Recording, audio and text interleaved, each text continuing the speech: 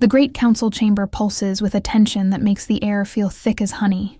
Alpha King Kalen feels sweat trickling down his neck as 5 ambassadors speak simultaneously, their voices weaving together in an intentional cacophony of languages he cannot decipher. His hands grip the throne's armrests so tightly that his claws begin to emerge, scoring the ancestral metal. Where is Lyra when I need her most? The thought echoes in his mind like a silent scream, while his eyes desperately search for the familiar figure with silver hair who has always stood by his side in crucial moments. But Lyra isn't there. Where his supreme oracle should be standing, there's only an empty space that seems to suck away all the confidence he's built over 15 years of rule.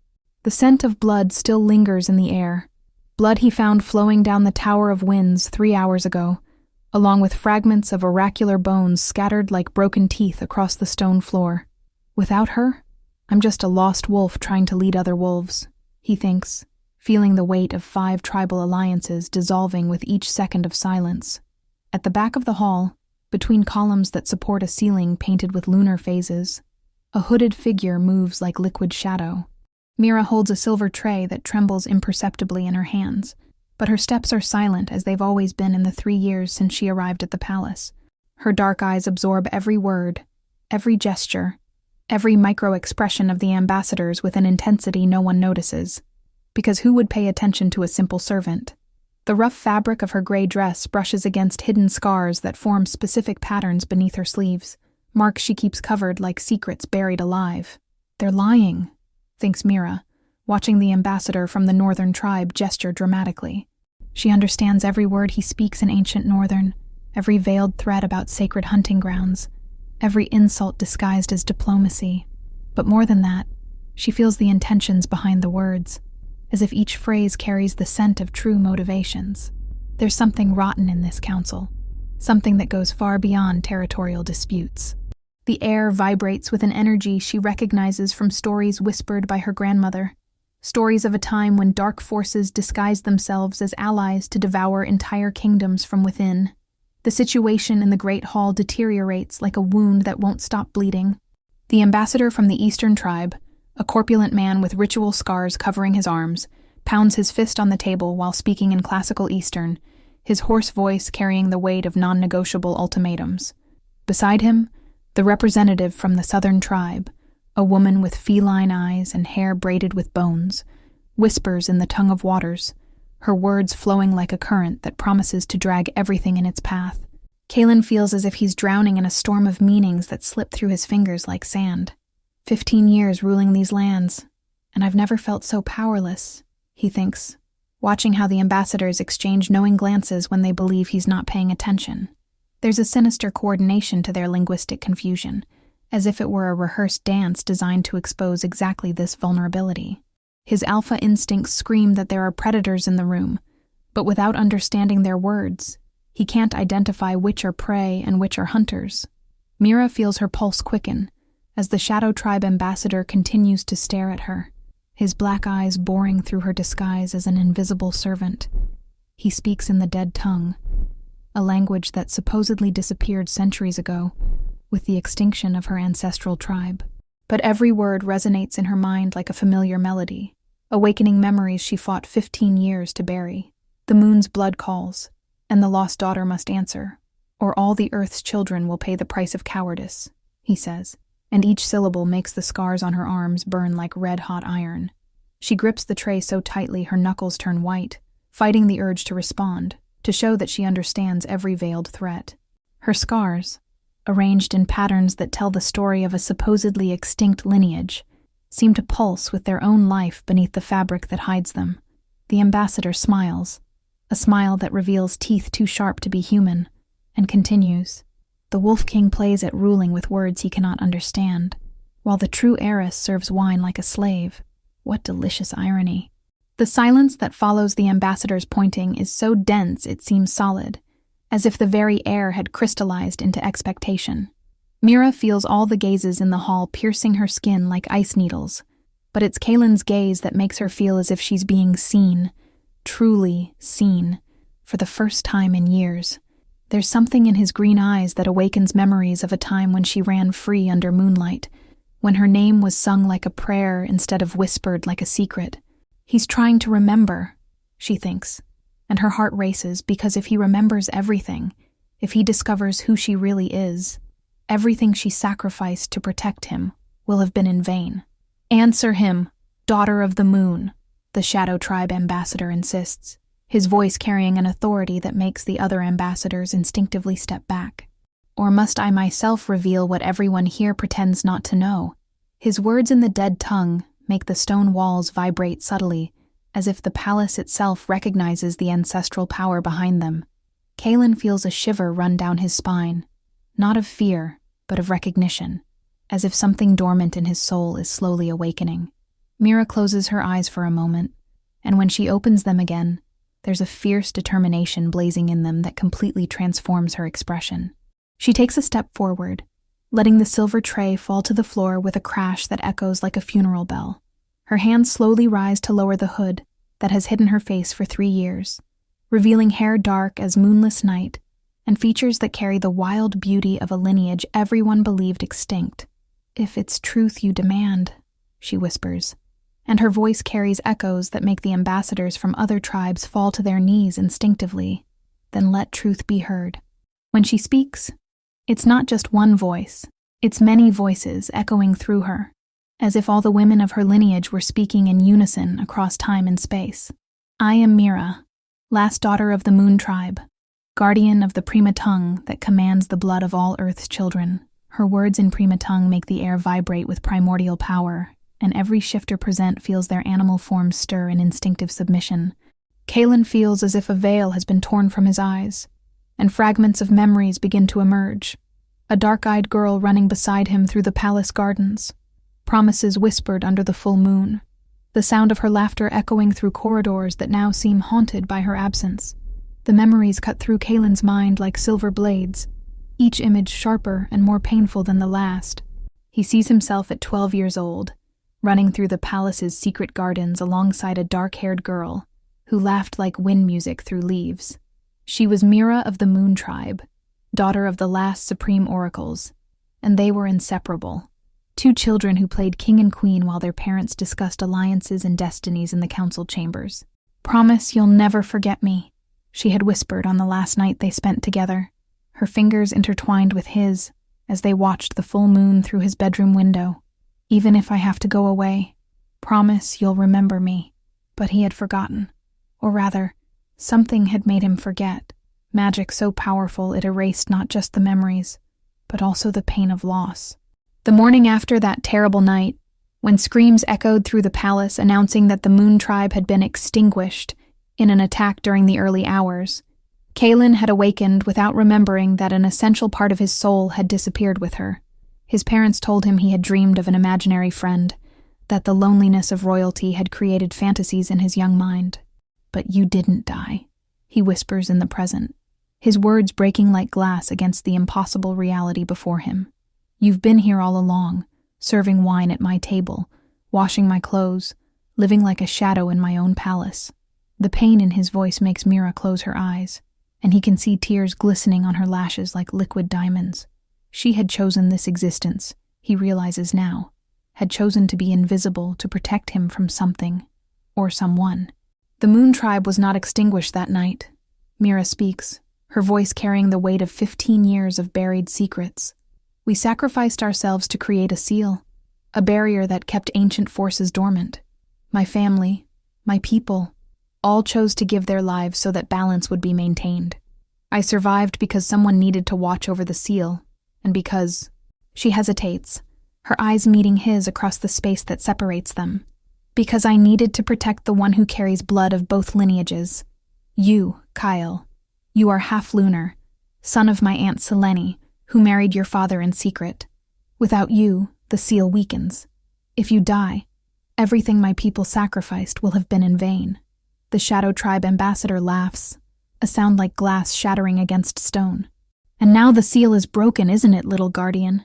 Lyra's death, your pathetic imitation of an oracle, was just the first move. The soul hunters have awakened, and they come for what they've always wanted, the heart of the last moon daughter, and the blood of the last hybrid king. What emerges from the marble fissures aren't creatures. They're personified hunger, shadows that move with predatory purpose, and eyes that glow like dead embers. The soul hunters materialize like black smoke that gradually gains semi-human form, their presence draining light from the hall until only the torches on the walls continue burning with pale, trembling flames. The northern tribe ambassador tries to flee, but one of these shadows reaches him before he can take 3 steps. His screams cease abruptly when his essence is drained, leaving only an empty body that crumbles like a rag doll. Finally, the Shadow Tribe ambassador's voice transforms into something guttural and inhuman. 15 years waiting for this moment. His human form dissolves like ink in water, revealing something tall and angular that appears to be made of the same substance as the hunters, but with cruel intelligence blazing in its multiple eyes. Moon blood and hybrid blood together again. What a delicious feast awaits us. Mira doesn't hesitate. She whispers words in prima tongue that make the air around her glow with silver light, creating a barrier between the hunters and Kaelin. But the effort takes its toll. Blood flows from her nose, and her legs tremble with the energy flowing through her. I can't keep them away for long, she thinks, feeling as if each word in prima tongue is tearing her throat like ground glass. 15 years pretending to be mute have weakened me. I need him to awaken his power, or we'll die here. Kyle! She shouts through the crackling barrier, her voice fighting against the supernatural wind the hunters bring with them. You need to remember who you really are. Not just an alpha, you're son of moon and earth, union of 2 lineages that were separated for centuries. Your father may have been an earthly king, but your mother was Selene of the moon, my aunt, the oracle princess who abdicated her throne for love. The words pour out in a desperate torrent, each revelation trying to break the mental barriers that keep his power dormant. Kaelin feels something moving inside him, as if a second heart were beginning to beat in his chest. The memories keep returning, not just of Mira, but of his mother singing lullabies in a language he thought were just meaningless melodies, of dreams where he ran under moonlight with a speed and grace that didn't belong to his earthly wolf form. She died protecting this secret, he realizes, remembering his mother's last days, when she spoke in delirium about guarding the light until the right time came. The pain of loss mixes with growing rage for having lived a lie, for being deprived of his true nature, for almost losing Mira again because of his own ignorance. The power that erupts from Kaelin isn't just magical, it's primordial, a force that existed before the first tribes, before even the first shifters walked the earth. His skin glows with patterns of light that mirror the moon's phases, and when he moves, he leaves trails of silver light in the air, as if painting with liquid stars. But the transformation is agonizing. Every cell in his body screams as it adapts to power that has lain dormant his entire life, and he can feel his consciousness expanding beyond the limits of a single being, connecting with something vast and ancient. It's as if I've lived my whole life blindfolded, he thinks, seeing the world through a new perception that reveals layers of reality previously invisible. He can see the energy lines connecting all living things, can feel the pulse of every heart in the palace, and most importantly, he can hear the whispers of his lunar ancestors guiding him through the power now flowing like liquid fire in his veins. The hunters aren't just hungry shadows. They're corrupted fragments of a tribe that once tried to enslave all others, banished 1,000 years ago to the void between worlds. Mira watches the transformation with a mixture of relief and sacred terror. She always knew this moment would come, but seeing Kaelin awaken to his true nature is like witnessing the birth of a new era. He's more powerful than I imagined, she thinks, feeling how her own energy resonates with his, creating harmonies of power that make the air vibrate like cosmic harp strings. But she also senses the danger. Uncontrolled power can be as destructive as the very forces they face. Kael, she whispers, her voice cutting through the roar of energy surrounding them both. You need to anchor yourself. Lunar power without earthly balance can consume you.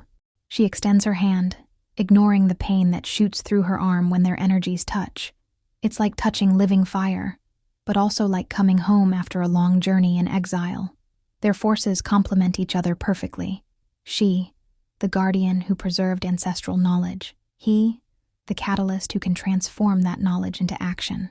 The hunters hesitate for the first time in millennia, their shadow forms rippling with uncertainty, before the combined power pulsing between Mira and Kaelin. The leader, The being that disguised itself as an ambassador speaks with a voice like the echo of a scream in a bottomless well. Impressive, but useless. You are only 2 against a legion. When we drain your essences, we'll become strong enough to break the barriers between worlds and reclaim the dominion that was denied us. The fight that unfolds isn't just physical. It's a war between fundamental concepts, between preservation and consumption, between love and infinite hunger. Kalen moves like liquid silver, his movements leaving trails of light that cut through the hunters like blades of pure energy. Each blow he strikes echoes with the power of generations of lunar kings, and when he roars, the sound carries the authority of 1,000 years of royal lineage. But the hunters are cunning, attacking in coordinated waves that test the limits of his newly awakened power. Mira fights beside him with deadly grace that reveals years of secret training. Her words in prima tongue shape reality around them, making marble pillars move to block attacks, transforming air into solid barriers, creating explosions of light that shatter entire groups of hungry shadows. 15 years preparing for this moment, she thinks, dodging claws that could tear her soul the same way they tear flesh. 15 years pretending to be weak while practicing in secret, waiting for the day he would awaken and we would need to fight together. But for every hunter they destroy, 2 more emerge from the expanding fissures. The hunter leader laughs like the sound of breaking bones, his form becoming increasingly monstrous as he absorbs energy from those that were destroyed. "You don't understand," he hisses, his voice echoing from multiple directions simultaneously. "Each one of us you destroy makes us stronger. We are hunger personified. The more we consume, the more we need, the more powerful we become." As if to prove his point, the destroyed hunters don't simply vanish. Their essence flows like dark rivers toward the surviving ones, making them larger, more solid, more terrifyingly real. Kalen realizes with growing horror that they're not winning this battle. They're feeding their enemies. There has to be another way, he thinks desperately, his lunar power beginning to waver under the constant assault. We can't destroy them conventionally. We need to cut them off from their source. Mira seems to read his thoughts, her eyes meeting his across the chaos of battle. "The void!" she shouts over the din of combat, ducking under claws that whistle through the air where her head had been. "We need to send them back to the void. But the portal..." She doesn't finish the sentence, but he understands. Opening a portal to the void would require a sacrifice. Someone would need to anchor it from this side, and that person might not survive the process. What emerges from the void isn't just large. It's wrong. A being that exists in too many dimensions at once, making it painful to look at directly. The ancient king of the Void tribe stands 12 feet tall, his form shifting between solid shadow and writhing darkness, with eyes like collapsing stars scattered across what might be his face. When he speaks, his voice doesn't just fill the air, it fills minds, echoing inside skulls like a parasite made of sound. 1,000 years in exile, and this is what greets my return? Children playing with inherited power? The lesser hunters prostrate themselves before him, their forms seeming to dissolve partially into shadow as they submit to his overwhelming presence. Kalen feels his newly awakened power recoil instinctively, recognizing something that predates even the lunar bloodline. This creature isn't just from the time before tribes. He's from the time before the world settled into its current shape, when reality was more fluid and nightmare and dream could walk freely among mortals. He's not just their king, Mira realizes with growing dread, her prima tongue words faltering for the first time. He's the reason the Void tribe was banished in the first place. He tried to remake reality in his own image, to turn all existence into an extension of his hunger. She remembers now the deepest stories her grandmother told, whispered legends about the first war that nearly unmade the world itself. "I remember you, little moon daughter," the ancient king says. And when his attention focuses on Mira, she feels layers of protection she didn't even know she had begun to peel away like burning paper. "Your grandmother sang so sweetly when I devoured her essence. Did she ever tell you how beautiful her fear tasted?" His laughter is the sound of children crying in empty houses, and with each note, the very air around them begins to decay. Kalen steps protectively in front of Mira, his silver light flaring brighter in defiance. But even his combined earthly and lunar heritage feels insufficient against this ancient malevolence. "What do you want?" he demands, though part of him already knows the answer will be worse than anything he can imagine. The ancient king's form ripples with amusement. What I've always wanted, young hybrid, to finish what I started. Your world has grown too stable, too ordered. I will return it to the beautiful chaos it was meant to be, where every moment is uncertain, where fear flavors the air like spice, where nothing is permanent except hunger. He gestures, and the walls of the great hall begin to age rapidly, stone crumbling to dust in seconds. But first, I'll need enough power to break free completely. Your combined essences should suffice nicely. The binding words come to Mira not as memory, but as inheritance, knowledge encoded in her very blood, passed down through generations of moon daughters who died protecting this one secret. Her voice begins to weave through the Prema tongue in patterns so ancient they predate written language, each syllable causing reality to shimmer around them like heat waves. But speaking these words is like trying to hold lightning in her bare hands. She can feel them burning through her from the inside, consuming pieces of her life force with every phrase. The original binding required 13 moon daughters and 13 earth kings, she realizes with growing despair, even as she continues the incantation. We are only 2. We can't possibly, but Kalen's hand finds hers, and suddenly she's not alone in the binding. His hybrid nature doesn't just add earthly power to her lunar magic, it bridges the gap between what was and what must be, allowing one voice to carry the weight of many. The ancient king staggers as the binding words begin to take effect, his form losing cohesion like smoke in a strong wind. But his rage is terrible to behold, and he fights back with powers that make the air itself scream. You think your pathetic echo of the old binding can hold me? He roars, his voice cracking the remaining walls. I have fed on the despair of 1,000 worlds during my exile. I am stronger now than when your ancestors first dared to challenge me. Kalen feels his consciousness expanding as he speaks the binding words alongside Mira, their voices creating harmonies that resonate through dimensions he didn't know existed. He can see, feel, taste the original binding as it was performed a millennium ago, 13 women and 13 men standing in a circle as reality bent around them, willingly sacrificing their lives to lock away this ancient horror. They didn't just banish him, he understands with sudden clarity. They rewrote the fundamental laws that allowed him to exist. And now we have to do it again, Mira says, her voice steady despite the blood flowing from her eyes, nose, and ears, as the binding words consume her. But the cost, Kale. The original binding required all 26 to die, their life forces becoming the lock itself. We might be powerful enough to recreate it, but she doesn't need to finish. They both understand that success might mean their complete destruction. The ancient king realizes what they're attempting, and his attacks become desperate, reality-bending assaults that turn the air into acid, that make gravity reverse and twist, that transform light itself into something poisonous. But Kalen and Mira's combined binding continues to weave around him like chains of crystallized starlight, each word adding another layer to the prison that will hold him. The horror of what the ancient king has done crashes over Kalen and Mira like a physical blow. Through their expanded awareness, they can feel every stopped heart, every pair of lungs frozen mid-breath, every child who will never wake up if they don't complete the binding. But completing it means their own destruction, and failing means the death of everyone they've ever loved. The binding wavers as their concentration fractures under the weight of impossible choice. All those people, Mira thinks, her voice in Prima tongue growing hoarse as she feels the life draining from thousands of innocents. Children, mothers, fathers, all dying because we weren't strong enough, weren't fast enough.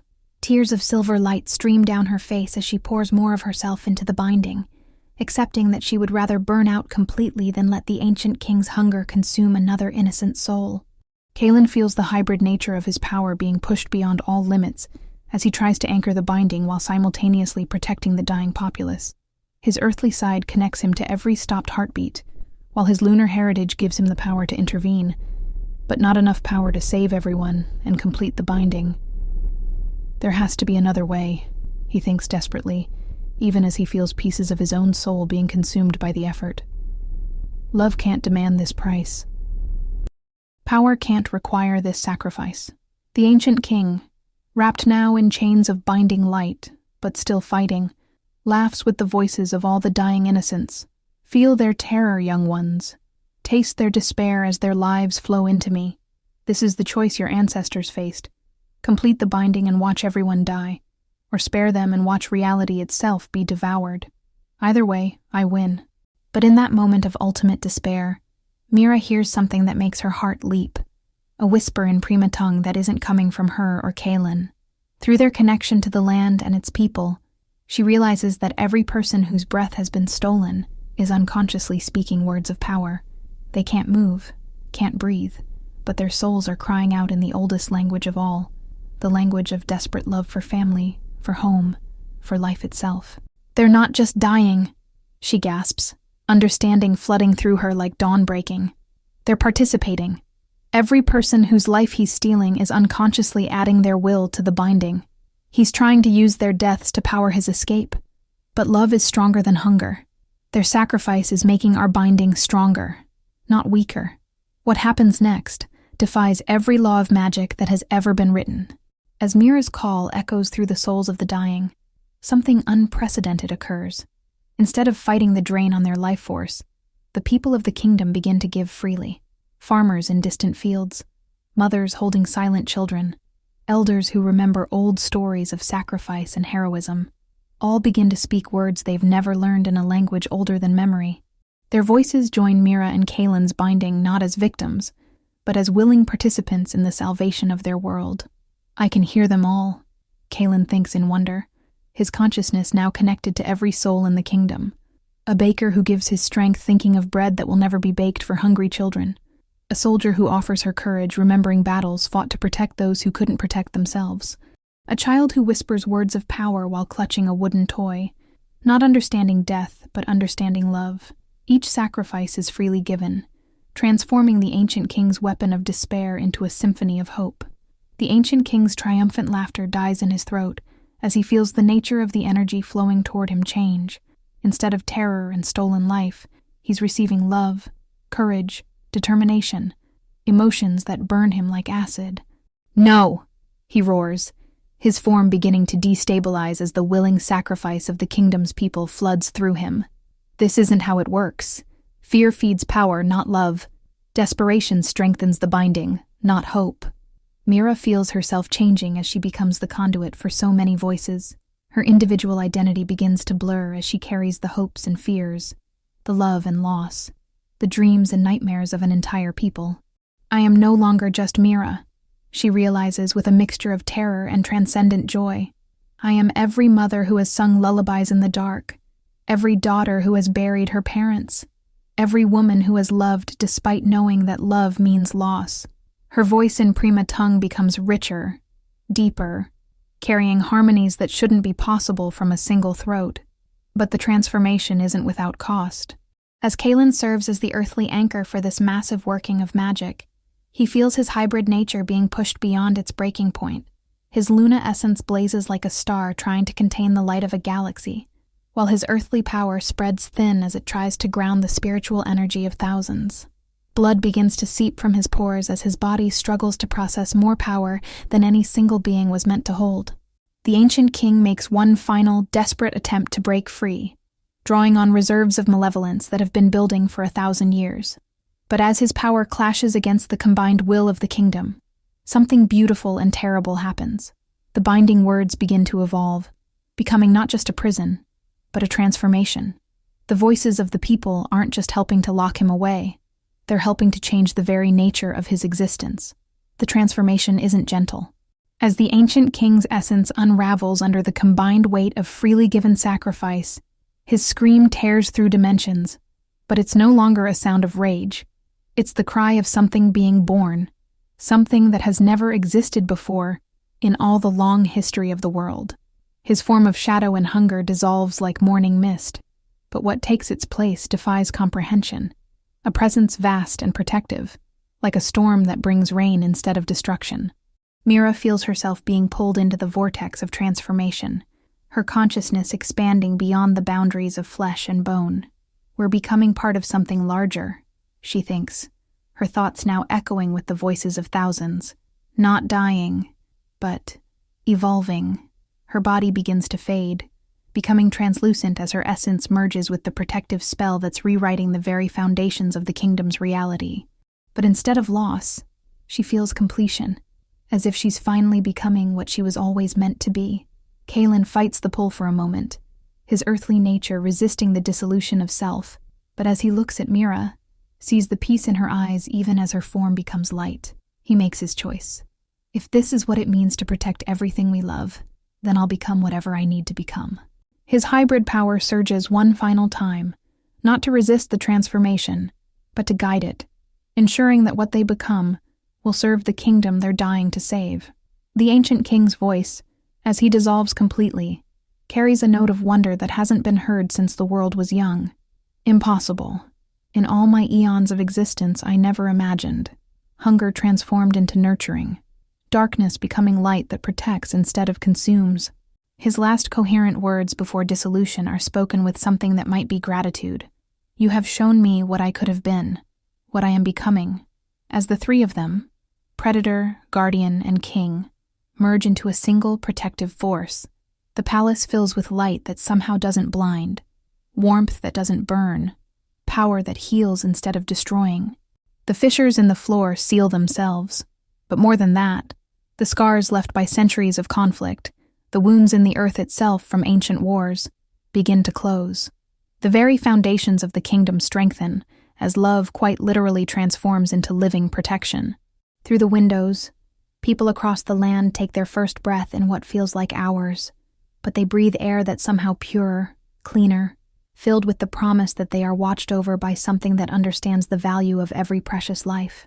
Children wake from nightmares that will never come again. Soldiers lay down weapons that will no longer be needed. Farmers plant seeds that will grow in soil blessed by the willing sacrifice of kings. They are still themselves, but more. Mira looks down at her hands and sees skin that glows faintly with inner light, feels thoughts that echo with the wisdom of her entire lineage while remaining definitively her own. Kaelin's eyes now hold both the green of deep forests and the silver of moonlight, and when he moves, reality itself seems more stable in his presence, as if he's become a living anchor between earth and sky.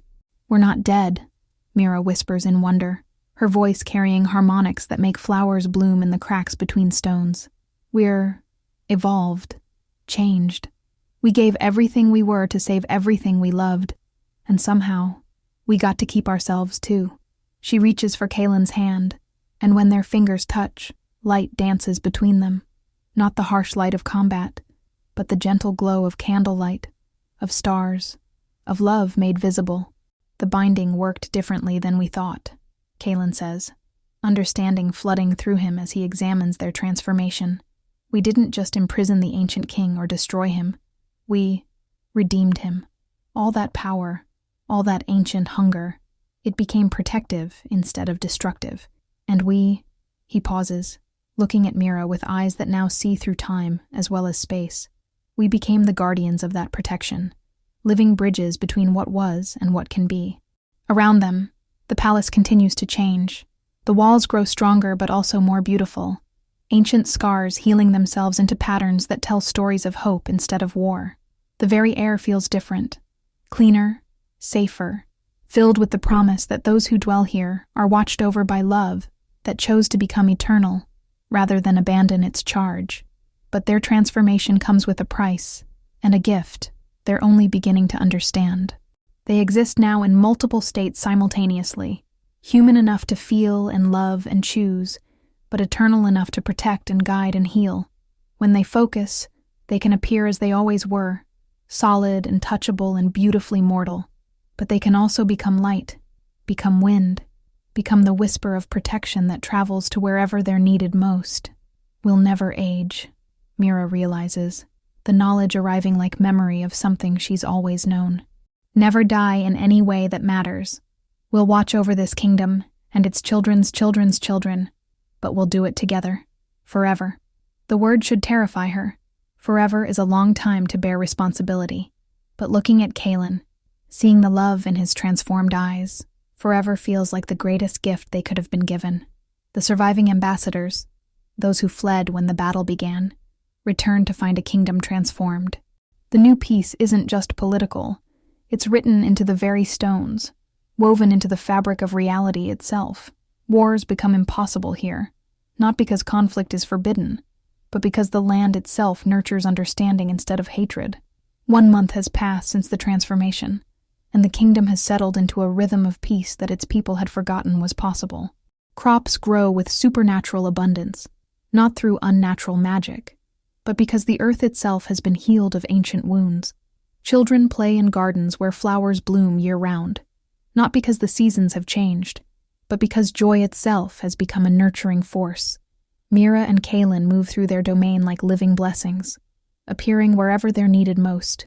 Sometimes they're solid and present, sharing meals with farming families or listening to the concerns of merchants.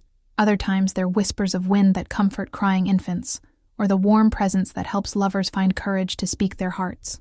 Their love hasn't diminished with transformation. It has become the foundation upon which all other love in the kingdom grows stronger.